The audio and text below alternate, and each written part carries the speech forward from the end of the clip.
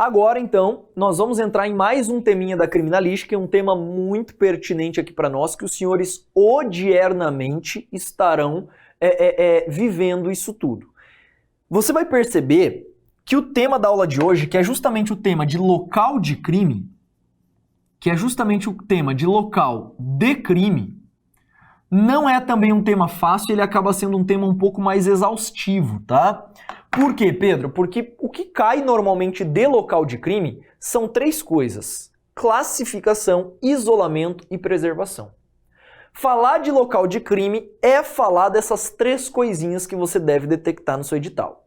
E aí, para nós falarmos, portanto, a respeito de local de crime, eu pretendo estabelecer com os senhores um conceito.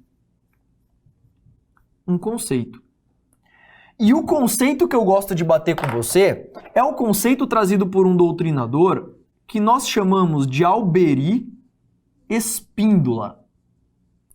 Alberi Espíndola.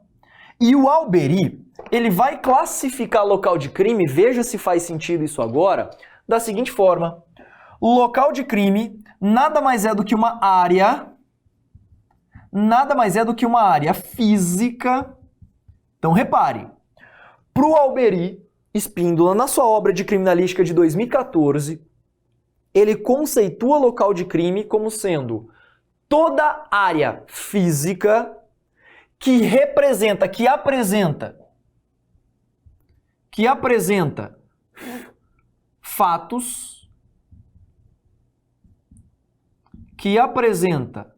fatos, esses fatos, olha como que ele fala, não esclarecidos até então,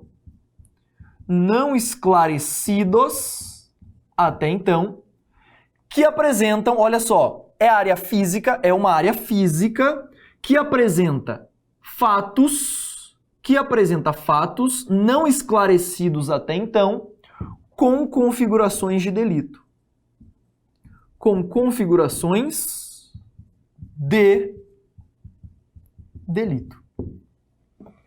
Isto vem a ser para nós o tal do local de crime.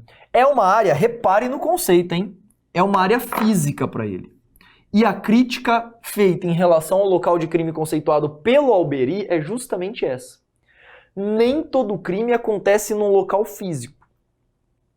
Muitos crimes acontecem psicologicamente ou ainda em meio virtual. Percebeu? E é por isso que o Jesus Antônio Velho costuma falar na sua doutrina, detalhe, o Jesus Antônio Velho tem uma doutrina só de local de crime, hein? Só de local de crime. Inclusive, salvo engano, o Alberi Espíndola faz parte do livro juntamente com ele, eles são coautores, né? E aí, moçada, esse é o conceito mais trazido em prova. É o conceito mais abordado em prova, mas existe essa crítica. Você vai colocar assim no seu material. Nem todo crime acontece em uma área física. Tudo bem? Nem todo crime acontece sobre uma área física que apresenta configuração de delito. E aí temos um problema nessa classificação. Essa seria a crítica doutrinária, mas ainda assim nós temos que esse é o principal conceito abarcado para nós aí em prova. Na sequência, doutores, o que se costuma bater dentro do tema é justamente a classificação dos locais. E mais uma vez, eu peço perdão para os senhores, mas a gente tem que ver muita classificação aqui em criminalística, tá? Justamente porque essas classificações auxiliam demais na hora de nós montarmos os nossos laudos. Eu vou te dar um exemplo. Os meus laudos, doutores, de local de crime, eu costumo fazer uma sequência do que o perito fez no local. Eu cheguei no local, já fotografo todo o local de entrada. Na sequência, eu preciso adentrar a área mediata, que é a área mais externa à principal. Nesta área, eu constato a situação do isolamento, se foi feito ou se não foi feito e como foi feito. não é? Entro na zona mediata, sempre registrando absolutamente tudo antes de tocar, e parto para a zona imediata, que alguns chamam de zona quente, né? Quando existe a concentração de vestígios. Nesse momento, tudo, absolutamente tudo será registrado por desenhos, esquemas, esboços, croquis ou ainda fotografia, tá? Tudo será devidamente registrado na posição em que foi encontrado, para que depois o perito coloque as plaquetas e faça a identificação de cada tipo de vestígio. Deu para entender a sequência lógica? Então eu faço o laudo da entrada no local imediato, local imediato, vestígios encontrados e resultado. Então eu sigo uma sequência de acordo com a classificação que exista. Pelo menos é o que eu prefiro, eu gosto de colocar particularmente nos meus laudos. Então vamos lá. No que diz respeito à classificação, vamos lá? Então agora o nosso item 2. No que diz respeito à classificação, e você vai perceber que vai facilitar muito, essa classificação quando nós vermos as chamadas modalidades de perícia, hein? Modalidades de perícia. Essa classificação é importante. Então vamos lá. A primeira classificação que eu tenho que bater com você, o nosso item 2.1, é a classificação que diz respeito ao critério legal. Qual seria o critério legal para classificar o local de crime? Vê se faz sentido. Presta atenção em mim agora, respira um pouquinho e veja se faz sentido isso que eu vou te falar. Moçada, eu, por exemplo, até semana passada, eu trabalhava na parte de perícia laboratorial com química legal e também trabalhava no setor de CCP, crimes contra a pessoa. Só que o que acontece? Eu fui mudado de setor no que diz respeito ao local de crime, a localística. Repare, nesse caso, hoje, atualmente, eu estou trabalhando com microvestígios relacionados a crimes contra o patrimônio, que é o CCPAT. Olha que interessante. Então aqui, no critério legal para se classificar o local de crime, eu vou adotar o critério estabelecido nos capítulos e nos títulos do CCP. Repare, aqui o que acontece? Você terá local de crimes contra a pessoa, local de crime contra a vida. Repare que isso aqui é uma classificação legal, hein? Legal. Depois, eu tenho ainda crime contra o patrimônio, local de crime contra o patrimônio. Local de crime contra o patrimônio. Eu ainda tenho local de crime, repare, contra a fé pública. Esse é importante demais também, hein? Contra a fé pública e assim por diante. Local de crime contra a dignidade sexual e por aí vai. Então essa classificação, o critério legal da classificação do local, vem a ser justamente em relação ao critério legal. Segunda classificação mais importante aqui para nós no que diz respeito ao local de crime. Moçada, segunda classificação diz respeito quanto à região de ocorrência. Então vamos lá. Critério 2.2. Classificação do local quanto à região de ocorrência. Nesta classificação, o que eu pretendo fazer é vislumbrar em loco, vale dizer, vislumbrar especificamente em relação ao local de crime, onde efetivamente se encontram positivados os vestígios. Vê se faz sentido. Então, quanto à região de ocorrência, existe o local de crime, que a gente chama de local imediato. Essa classificação cai bastante em prova, hein? Existe um segundo local, que a gente chama de local mediato. E existe um local que a gente chama de local relacionado. Então, repare. Existe o local imediato, existe o local mediato e existe ainda o local relacionado. Vamos, por exemplo? Imagina, fui para um local de crime e de repente o que eu detectei? Detectei um cadáver aqui no chão. Pronto, olha que cadáver bonito. Moçada, deste cadáver, eu vou estabelecer esse cadáver como sendo o foco da concentração de vestígios. E dele eu devo traçar um raio no entorno onde se concentram a maioria dos vestígios. Doutores, a doutrina não costuma estabelecer uma distância fixa, porque isso varia. Vou te dar um exemplo. Em uma casa fechada, um cadáver foi encontrado no quarto. O quarto como um todo é considerado o local imediato, enquanto os cômodos adjacentes serão considerados locais mediatos. Deu para entender? Onde se concentra maior vestígio quando a gente pega locais fechados, esse caso trabalha com local imediato. Agora, se o local for aberto, quanto de raio eu estabeleço? Doutor, isso varia de doutrina para doutrina. O Jesus Antônio Velho, por exemplo, ele classifica como sendo 5 metros de raio. Ele trabalha 5 metros aqui para ser o local imediato em locais abertos. Mas isso não é algo muito preciso, tá? Então, qual é o conceito dado pelo local imediato? Doutores, local imediato é o local em que concentra, cuidado, tudo bem? É o local em que concentra a maioria dos vestígios. É o local que concentra a maioria dos vestígios e, consequentemente a isso, é naturalmente o local que vai ter maior probabilidade de onde ocorreu o fato criminoso.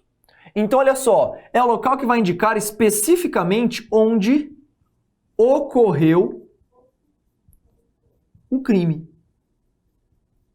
É o local que vai especificar onde efetivamente aconteceu o crime. Agora, quando eu pego o local mediato, doutores, local mediato são os locais adjacentes ao local imediato. São nada mais do que as adjacências do local imediato. Ou seja, o seu entorno. E ao entorno do local imediato, pode ou não ter vestígios. Pode ou não ter vestígios.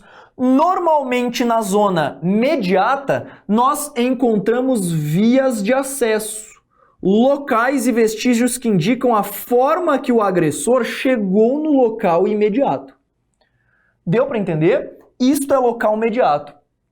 Pedro, e local relacionado? Olha o conceito dado pela doutrina.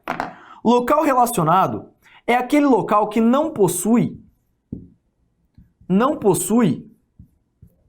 vínculo geográfico com o local mediato ou local imediato. Pedro, como assim não possui vínculo geográfico?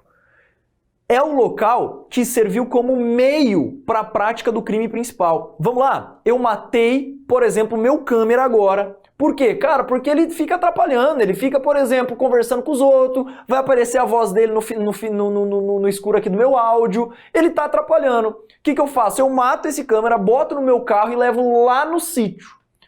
Meus amigos, o meu carro é considerado local de crime?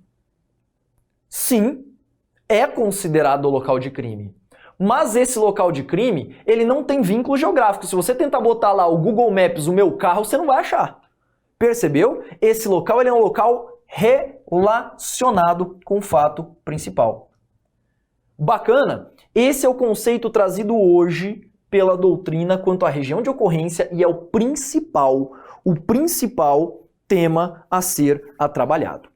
Vamos avançar. Tenho mais uma classificação aqui que é a classificação 2.3. Vamos lá?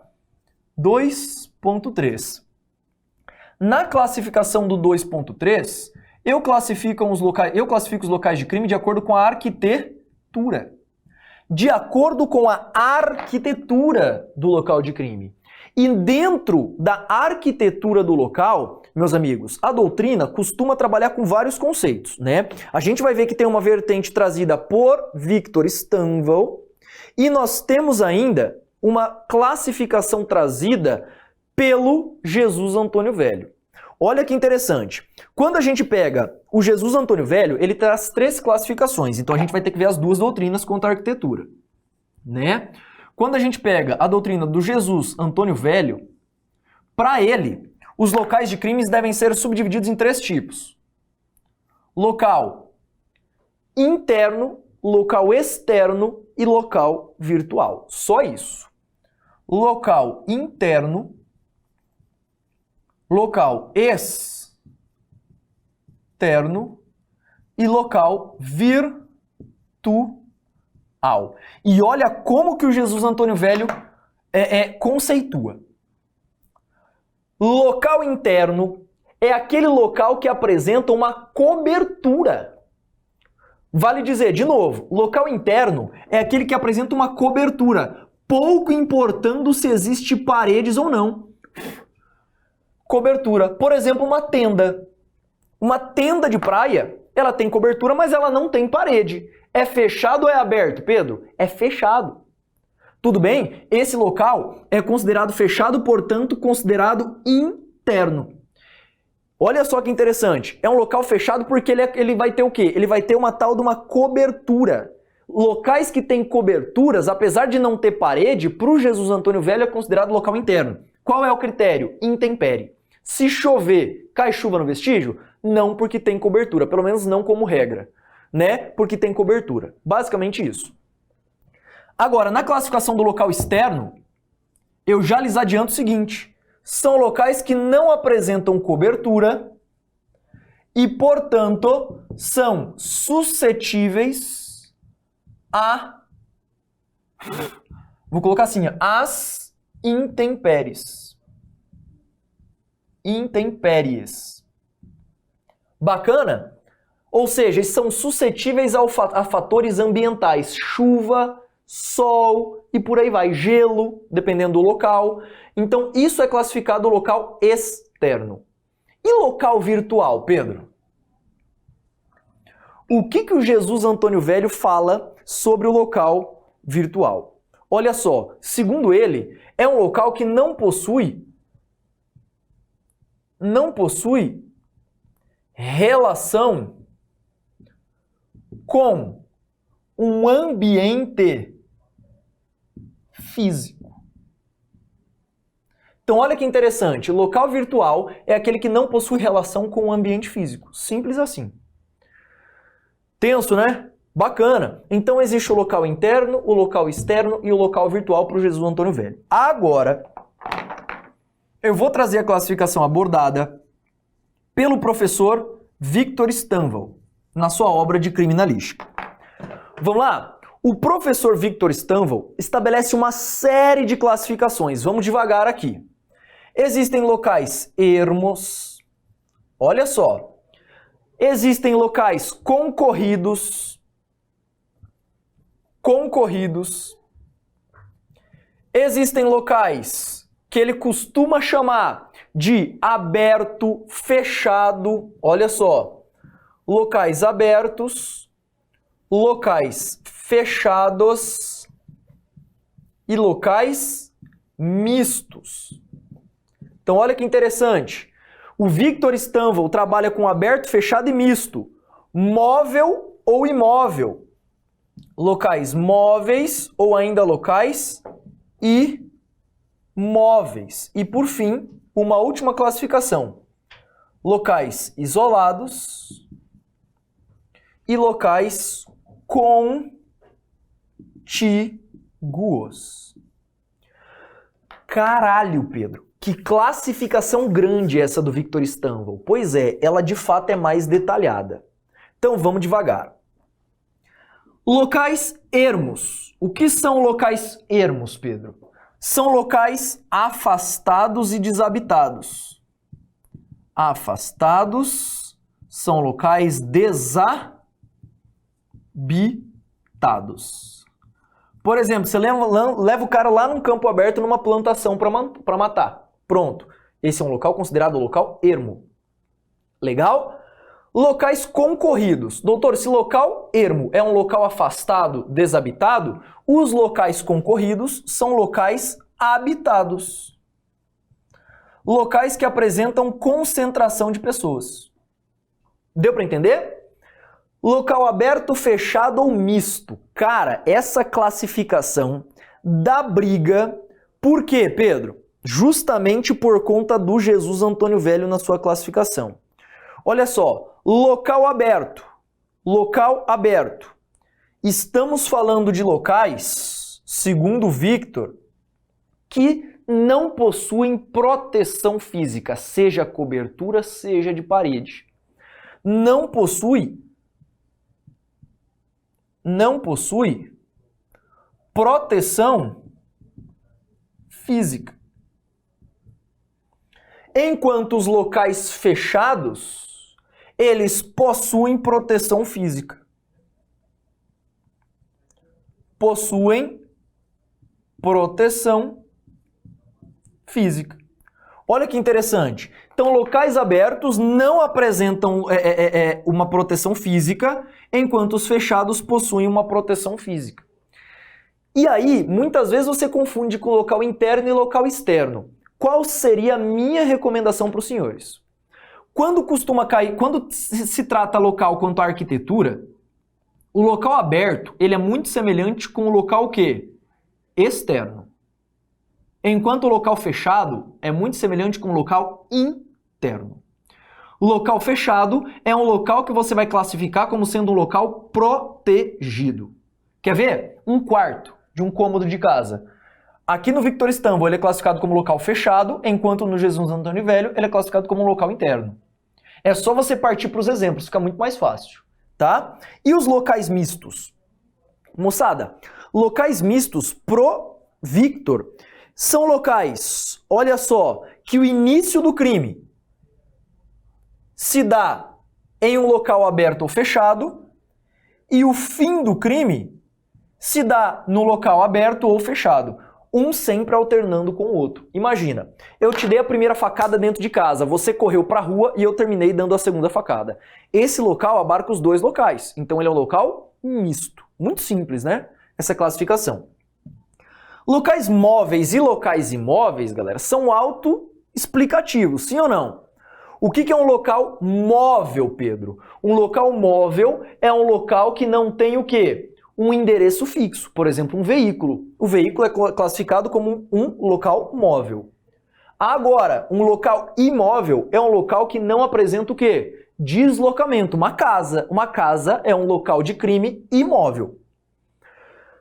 Locais isolados e contíguos. Moçado, olha só, locais isolados são locais que não apresentam, repare, são locais que não apresentam fronteira partida entre pessoas.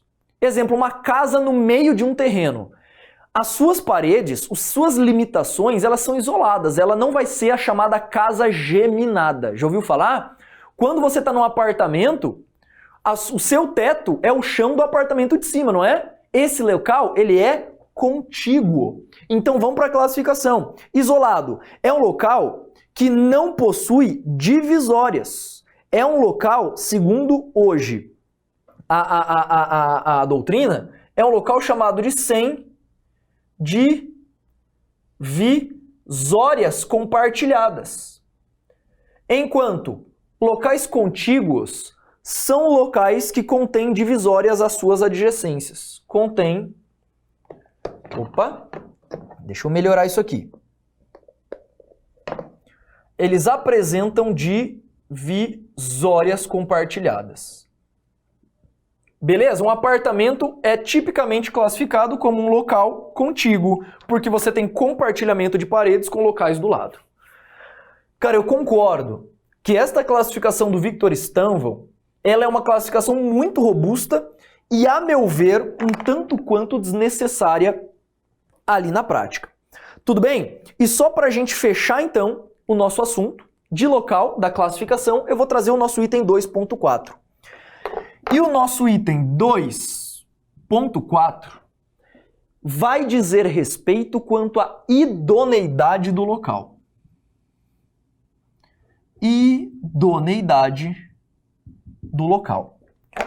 Moçada, este local, ele pode ser um local idôneo ou ele pode ser um local inidôneo. Olha só, local de crime idôneo. O que isso significa? Significa que este local, ele está preservado,